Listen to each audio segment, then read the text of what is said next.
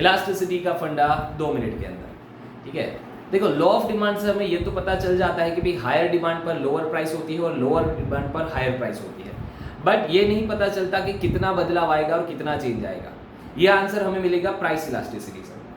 There are 5 different type of elasticities. The first one, there is a unitary elastic demand. Unitary elastic demand का फंडा ये है कि जितना बदलाव आपके प्राइस में आएगा उतना ही चेंज आपके डिमांड में आएगा।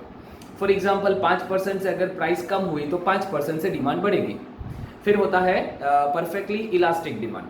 परफेक्टली इलास्टिक डिमांड वो चीज़ है कि जहां पर आपका EP is equal to infinity होगा। रीजन क्या है? क्योंकि यहाँ पर प्राइस में कोई बदलाव ही नहीं हो रहा है। अगर प्राइस में कोई बदलाव नहीं है तो सामने डिमांड में कितना चेंज आएगा वो जज करना मुश्किल है।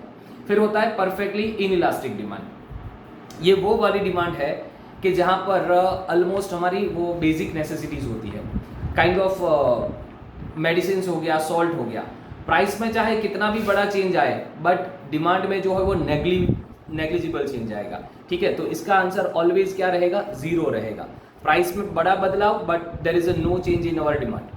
फिर होता है रिलेटिवली इलास्टिक डिमांड। ये हाईली प्राइस सेंसिटिव चीज़ें होती है।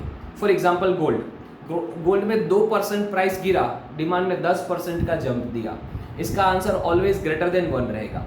और एक लास्ट वन होता है there is a relatively inelastic demand.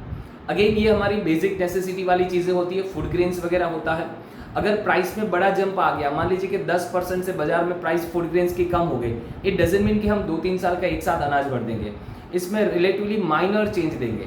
For example 10% के प्राइस गिरना और 1% से या 2% से हमारी डिमांड बढ़ना, इसका आंसर ऑलवेज लेस देन 1 रहेगा। ठीक है, ऐसे ही मोर वीडियोस जानने के लिए फॉलो कीजिए हमारी YouTube channel @easy learning classes, link given in bio. Thank you.